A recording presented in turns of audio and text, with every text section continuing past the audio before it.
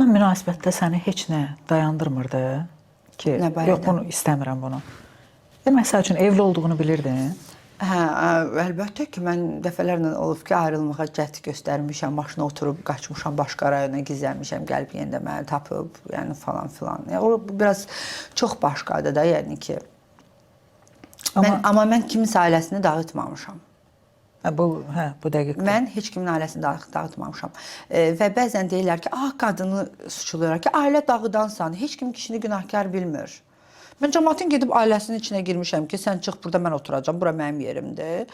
Kişini də suçlamaq lazımdır. Bir kişi əgər öz evindəkinə hörmət eləmirsə, onu düşünmürsə, mən niyə onun ailəsini düşünməliyəm ki? Amma yenə də hər halda elə bir şey olmayıb. Yəni mən heç kimin ailəsini dağıtmamışam. Zaten nə olubsa məndən öncə olub.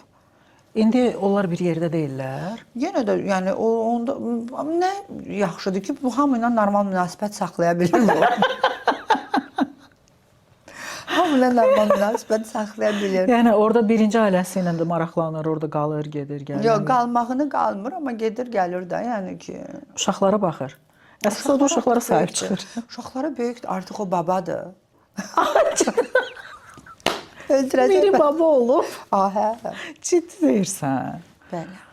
Doğrudan o vaxt böyük uşaqları var idi da, bir 15-16 yaşında. O yaşında. sadəcə olaraq tez ailə həyatı qurmuşdu və qohum evliliyi idi, yəni orada sevgi falan yox idi. O da qınamalı deyil. Baxın, qohum evlilikləri məcburi valideynlər məcbur eləyəndə də belə olur, başa düşürsünüz? Ona görə olmaz. Amma indi də məndə də belədir, dost kimi, yəni belə. Nə oldu ki, aranız soyudu, yəni, dost oldunuz? O mənim qızımın yanında olduğu sürəcə ki, onların bir-birinə olan sevgisi, yəni çox dəhşətli bir şeydir də. Mən o sevgi falan, o şey mənə çatmayıb heç vaxt. Ata sevgisi nədir, onu başa düşməmişəm. Mənə çox uzaq olan bir hissdir. Mən o hissi heç vaxt yəni bilməmişəm də necə olub. Nəsə eşitmişəm kimsə, misal üçün də qızlardan atamı daha çox sevirəm, anamla falan filan. Qəribə gəlir. Biraz mənə belə şey gəldi. Necə də, yəni sanki elə fikirləşirdim ki, həmişə o hiss mənə yad olub, amma həsrətində olmuşam o hissin.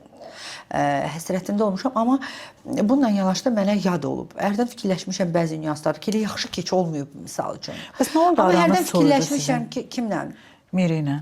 Necə oldu ki, gəldiniz, dost oldunuz? Yəni sevgi keçdi. Zaten onun ilə sevgi qalar, qurban olun. Niyə qalmır? Harda qalır o?